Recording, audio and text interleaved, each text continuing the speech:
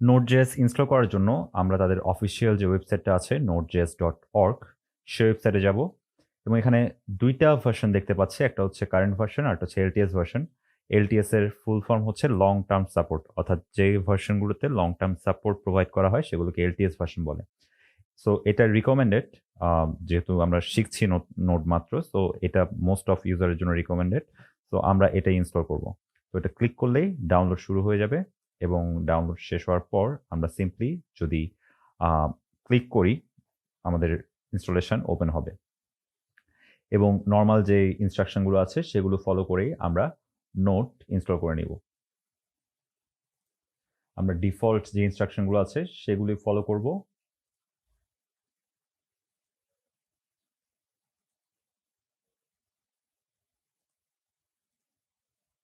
And কিছুক্ষণ সময় নিয়ে নোড আমাদের পিসিতে ইনস্টল হয়ে যাবে।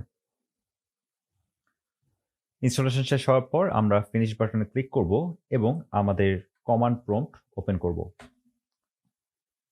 সো নোট প্রপারলি ইনস্টল হয়েছে কিনা তা চেক করার জন্য আমরা সিম্পলি যদি নোট টাইপ করি তাহলে আমাদের এরকম যে টার্মিনালটা আছে, অর্থাৎ কনসোল যেটা আছে জাভাস্ক্রিপ্টের, এরকম একটা কনসোল আমরা দেখতে পাবো।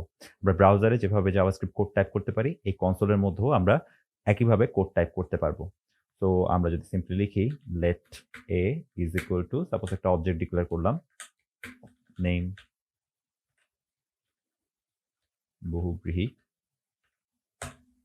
তো আমরা ঠিক কনসোলের মতোই এখানে জাভাস্ক্রিপ্ট কোড টাইপ করতে পারবো। অ্যান্ড আমরা যদি এখান থেকে বেরিয়ে আসি কন্ট্রোল সি চাপলেই আমাদের যেই টার্মিনাল আছে সেই টার্মিনাল থেকে আমাদের বের করে নিয়ে আসবে, অর্থাৎ কনসোল থেকে, নোডের কনসোল থেকে আমাদেরকে বের করে নিয়ে আসবে।